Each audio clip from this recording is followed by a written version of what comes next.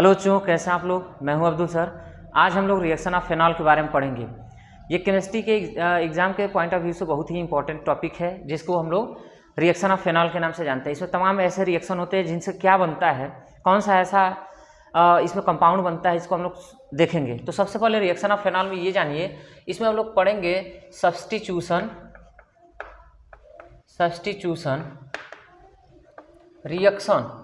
Substitution reaction में होता क्या है, इस रिएक्शन के अंतर्गत क्या जाता है, किसी भी एरोमेटिक रिंग से, ठीक है ना, किसी भी एरोमेटिक रिंग से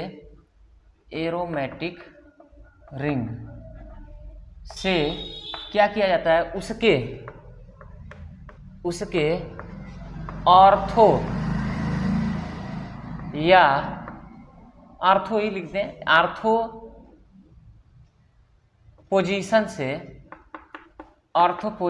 से हाइड्रोजन को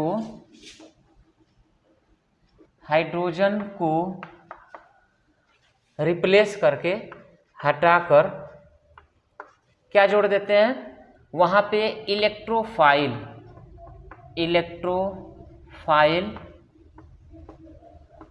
जोड़ देते हैं। याद रखिएगा, हिंदी में लिखा हूँ बड़ी आसान भाषा में। इसमें रिएक्शन ऑफ फेनॉल में जो सब्स्टिट्यूशन रिएक्शन यानी कि इलेक्ट्रोफिलिक सब्स्टिट्यूशन रिएक्शन में किसी भी एरोमेटिक रिंग से उसके ऑर्थो पोजीशन से हाइड्रोजन को हटाकर इलेक्ट्रोफाइल जोड़ देते हैं। वो इलेक्ट्रोफाइल क्या हो सकता है, किस तरह के कंपाउंड हो सकते हैं, उसको बताऊंगा। लेकिन इसका एग्जाम्पल देख लीजिए। सपोज करिए कि ये है आपका फेनॉल, यहाँ पे लगा है OH और यहाँ पे आप जानते हैं कि H जुड़ा होता है, ठीक है। यहाँ पे कोई ऐसा इलेक्ट्रोफाइल आप लगा दीजिए, इलेक्ट्रोफाइल, यहाँ पे ऐसा कोई इलेक्ट्रोफाइल लगाइए कि यह इसके क्या करे, ऑर्थो पोजीशन से, ये जो ऑर्थो पोजीशन है इसको हम लोग ऑर्थो पोजीशन कहते हैं, यहाँ से हाइड्रोजन को रिप्लेस करें और यहाँ पे यह इलेक्ट्रोफाइल क्या करे, आके कंबाइन हो जाए। इसी प्रक्रिया को हम लोग क्या बोलते हैं, रिएक्शन ऑफ फेनॉल। तो इसमें कौन कौन से ऐसे कंपाउंड है जो इस हाइड्रोजन को इस ऑर्थो पोजीशन से हटा के अपनी जगह घेर सकते हैं, उसके बारे में देखा जाएगा। तो चलिए हम लोग शुरू करते हैं। सबसे पहले नाइट्रेशन रिएक्शन, इसको नोट करते रहिएगा। नाइट्रेशन रिएक्शन बहुत ही इंपॉर्टेंट रिएक्शन है, जो अधिकतर एग्जाम में पूछे जाने वाला ये रिएक्शन है। सबसे पहले आपके NCERT में नाइट्रेशन रिएक्शन दिया है, नाइट्रेशन रिएक्शन। इसमें करते क्या है, नाइट्रेशन रिएक्शन में HNO3 से डाइल्यूट HNO3 लिखेंगे तो ज़्यादा बेहतर होगा। डाइल्यूट HNO3 से हम लोग रिएक्शन करवाते हैं, ठीक है। एरोमेटिक रिंग को डाइल्यूट HNO3 से रिएक्शन करवाते हैं। तो देखिए क्या बनता है इसके ऑर्थो और पैरा पोजीशन पे।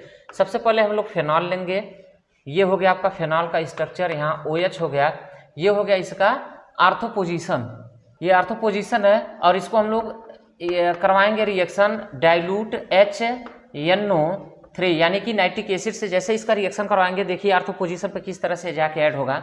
यहाँ पे आप फिर फेनॉल का स्ट्रक्चर बनाएंगे, ठीक है। OH होगा, इसमें से होगा क्या, NO2, जो हमारा NO2 होगा वो जाके ऑर्थो पोजीशन पे यहाँ पे जो है जगह ले लेगा, NO2, ठीक है। इसको हम लोग ऑर्थो पोजीशन पे तो ऑर्थो नाइट्रोफिनॉल के नाम से जानेंगे। ऑर्थो नाइट्रोफिनॉल बनेगा और एक बनेगा प्रोडक्ट जो पैरा नाइट्रोफिनॉल के नाम से जाना जाएगा।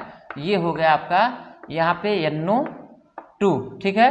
तो ये पैरा पोजीशन पे, इसको पैरा पोजीशन करते हैं और इसको ऑर्थो पोजीशन करते हैं। तो इस पैरा पोजीशन पे जैसे NO2 आके लगेगा, इसका नाम हो जाएगा पैरा नाइट्रोफेनॉल। ये दो प्रोडक्ट बनेगा, ऑर्थो नाइट्रोफेनॉल और पैरा नाइट्रोफेनॉल। क्योंकि यह जो नाइट्रेट है, यहाँ पे जो नाइट्रेट आप देख सकते हैं, यहाँ पे ये इलेक्ट्रोफाइल है। इसी को पहचानने के लिए इस रिएक्शन में पूरा क्रियाक्रम किया जाता है कि किस तरह से यह नाइट्रेट आके ऑर्थो और पैरा पोजीशन पे आके लगता है। और ये है क्या, कभी भी पूछ सकता है, एरोमेटिक रिंग में ऑर्थो पोजीशन पे और पैरा पोजीशन पे जो लगा हुआ कंपाउंड होता है, इसको क्या बोला जाता है। तो ये क्या होते हैं बच्चों, ये इलेक्ट्रोफाइल होते हैं। उसके बाद अगला रिएक्शन चलिए देखते हैं क्या होता है। अभी तो आप लोग डाइल्यूट HNO3 से आप लोग रिएक्शन करवाए हैं, अब हम लोग कंसनट्रेट HNO3 से रिएक्शन करवाएंगे तो क्या बनता है। अगला रिएक्शन है आपका कंसनट्रेट रिएक्शन विथ लिख सकते हैं रिएक्शन विथ कंसंट्रेट, या कंक करके इसे आप पॉइंट कर सकते हैं, कंसंट्रेट HNO3 कंसंट्रेट HNO3 से जैसे रिएक्शन कराते हैं तो होता है ये है, इसमें लिखेंगे in this reaction phenol is treated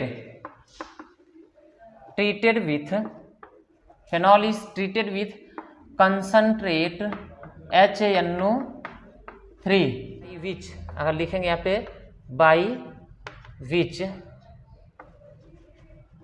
phenol is converted into 2,4,6 ट्राईनाइट्रोफेनॉल या इसको हम लोग पिक्रिक एसिड भी बोलते हैं। पिक्रिक एसिड एग्जाम में पूछे जाने वाला सबसे महत्वपूर्ण, सबसे इंपॉर्टेंट ये टॉपिक। देखिए जैसे रिएक्शन करवाएंगे कंसंट्रेट HNO3 को HNO3 से, जैसे फेनॉल को HNO3 से रिएक्शन करवाते हैं, जैसे इसको ट्रीट करवाते हैं, HNO3 जैसे ही फेनॉल से रिएक्शन करेगा, यह क्या करेगा, दो ऑर्थो पोजीशन पे और एक पैरा पोजीशन पे नाइट्रेट जाके लगेगा, जिसे हम लोग 2,4,6 ट्राईनाइट्रोफेनॉल यानी कि पिक्रिक एसिड के नाम से जानते हैं। इसको 2,4,6 ट्राईनाइट्रोफेनॉल को पिक्रिक एसिड के नाम से जानते हैं। तो इसको अभी तो ये था आपके इस रूप में, यानी कि जो सेंटेंस के रूप में है, इसको इक्वेशन के रूप में अगर बदलना है तो इसी के अकॉर्डिंग हम लोग बड़े आसानी से बदल सकते हैं। सबसे पहले हम लोग क्या करते हैं, फेनॉल लेते हैं, फेनॉल, ठीक है, फेनॉल लेंगे, उसके बाद इसका रिएक्शन करवाएंगे कंसंट्रेट HNO3 से। जैसे ही कंसंट्रेट HNO3 से रिएक्शन कराएंगे, इसका रूप चेंज हो जाएगा और ये बनेगा क्या, फेनॉल तो बनेगा। और देखिए 2,4,6 यानी कि ये पहला, ये दूसरा है, तो यहाँ पे नाइट्रेट 2, उसके बाद 2, 3, 4, यहाँ पे नाइट्रेट, यहाँ भी नाइट्रेट, और उसका 5 और 6 यानी कि यहाँ भी नाइट्रेट आपका लगेगा। इसका नाम हो गया 2,4,6, 3 है तो ट्राई नाइट्रोजन मतलब नाइट्रस इस ऑक्साइड लगा है, तो इसको हम लोग क्या बोल देंगे, नाइट्रोफेनॉल, 2,4,6 ट्राईनाइट्रोफेनॉल, या इसका नाम होता है पिक्रिक एसिड। ये तो था इसका IUPAC नॉमेनक्लेचर, ये है इसका कॉमन नेम, पिक्रिक एसिड के नाम से जानते हैं। तो इसको भी आप लोग नोट करिए। इसके अगले रिएक्शन के बारे में हम लोग देखें। चलिए अब हम लोग H2SO4 से रिएक्शन करवाते हैं। H2SO4 से रिएक्शन करने पर भी ये क्या करता है, यहाँ पे लिख दीजिए रिएक्शन विथ H2SO4 से जैसे फिनॉल पर रिएक्शन करवाते हैं, सबसे पहले ये डाइसल्फोनिक एसिड बनाते हैं, उसके बाद फिर से पिक्रिक एसिड बनता है H2SO4 के भी। ये NCERT के टॉपिक में एक छोटा सा नीचे ये दिया हुआ है कि अगर हम फिनॉल को H2SO4 से रिएक्शन करवाते हैं तो किस प्रकार का प्रोडक्ट बनेगा, यानी कि पिक्रिक एसिड कैसे बनाएंगे। तो चलिए हम लोग शुरू करते हैं। रिएक्शन जैसे ही करवाएंगे हम लोग फेनॉल से, ठीक है, फेनॉल से रिएक्शन करवाएंगे किसको, कंसंट्रेट H2SO4 को। जैसे ही कंसंट्रेट H2SO4 को फेनॉल से रिएक्शन कराएंगे, इसमें से OH ग्रुप बाहर निकलेगा और यहाँ पे बनेगा क्या बच्चों, देखिए यहाँ पे बनेगा डाइसल्फोनिक SO3H, ठीक है, इसका नाम हो जाएगा 2,3,4 यानी कि 2,4 डाइसल्फोनिक एसिड बनेगा, ठीक है, 2,4 डाइसल्फोनिक एसिड। और जैसे ही इस डाइसल्फोनिक एसिड का रिएक्शन हम लोग फिर से कंसंट्रेट HNO3 से रिएक्शन करवाते हैं, तो हमारा प्रोडक्ट जो इसके पहले आप लोग वीडियो में देखें, इसके पहले स्किप करके देख सकते हैं, वो क्या मिला था हमारा, ये है फेनॉल, ये है ऑर्थो पोजीशन पे, यहाँ पे नाइट्रेट, यहाँ भी नाइट्रेट और यहाँ भी नाइट्रेट मिलेगा आपका। जैसे HNO3 से रिएक्शन कराएंगे, इसका मतलब है 2,4,6 क्या, ट्राईनाइट्रोफेनॉल या पिक्रिक एसिड फिर से मिलेगा। याद रखिए, फिर से देखिए, जैसे H2SO4 से रिएक्शन करवाएंगे फेनॉल को, H2SO4 से रिएक्शन कराएंगे H2SO4 रिएक्शन करेगा H2SO4, जैसे ही फेनॉल से रिएक्शन करेगा H2SO4, इसमें से OH ग्रुप बाहर निकलेगा और तुरंत यहाँ पे सल्फोनिक एसिड आके दूसरे मतलब कि एक पैरा पोजीशन ऑर्थो पोजीशन पे एक पैरा पोजीशन पे आके सल्फोनिक एसिड लगेगा और इसको जैसे इस 2,4 डाइसल्फोनिक एसिड को हम लोग कंसनट्रेट HNO3 से रिएक्शन करवाएंगे, जैसे ये ट्रीट करेगा यहाँ पे तुरंत नाइट्रेट NO2 दो ऑर्थो पोजीशन पे और एक पैरा पोजीशन पे आके लगेगा, जिसका नाम हो जाएगा 2,4,6 ट्राइनाइट्रोफेनॉल और इसको हम लोग पिक्रिक एसिड करते हैं। तो याद रखिएगा पिक्रिक एसिड बनाने के 2 मेथड हैं, ठीक है ना। इन दोनों मेथड को आप लोग याद रखिएगा, किसी मेथड से पूछ सकता है। अगला जो हमारा रिएक्शन है वो हैलोजिनेशन रिएक्शन है, उसको चलिए देखते हैं हम लोग। देखिए ये हैलोजिनेशन रिएक्शन किस तरह से होता है, इसको भी हम लोग बड़े आसान भाषा में पढ़ेंगे। Halogenation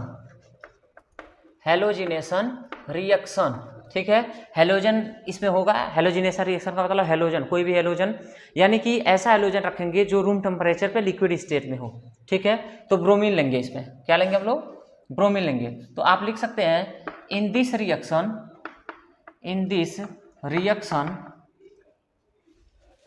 phenol is treated with किसके साथ, क्लोरोफॉर्म CaCl3 एंड CS2 यानी कि कार्बन डाइसल्फाइड टू फॉर्म मोनोब्रोमोफेनॉल, ठीक है, मोनोब्रोमोफेनॉल बनेगा, ठीक है ना। इस तरह के रिएक्शन में जैसे ही हम लोग इसको ट्रीट करेंगे, फेनॉल को ट्रीट करते हैं क्लोरोफॉर्म और कार्बन डाइसल्फाइड के प्रेजेंस में, जैसे ही इसको ट्रीट करते हैं ब्रोमीन के साथ, ये तुरंत बना लेता है मोनोब्रोमोफेनॉल बनाएगा, ठीक है। तो चलिए इसको हम लोग इक्वेशन में देखते हैं किस तरह से ये बनाएगा।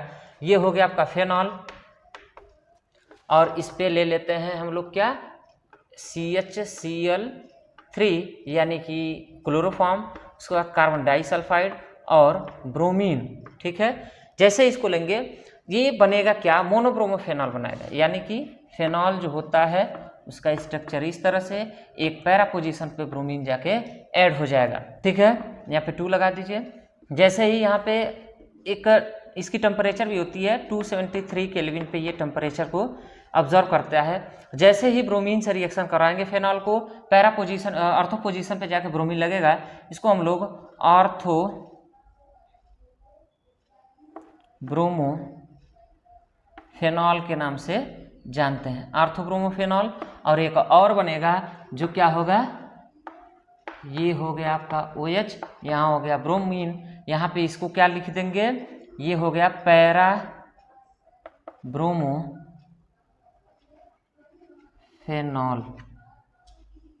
ये इसका नाम हो गया ऑर्थोब्रोमोफेनॉल और पैरा ब्रोमोफेनॉल, ठीक है। ये बनेगा कम मात्रा में, माइनर, ठीक है, और ये बनता है मेजर मात्रा में, बहुत ज़्यादा अधिक मात्रा में ये बनता है। पैरा ब्रोमोफेनॉल अत्यधिक मात्रा में बनता है और ऑर्थोब्रोमोफेनॉल कम मात्रा में बनता है। तो इसको याद रखिएगा, ये एग्जाम के पॉइंट ऑफ व्यू से बहुत ही इंपॉर्टेंट है।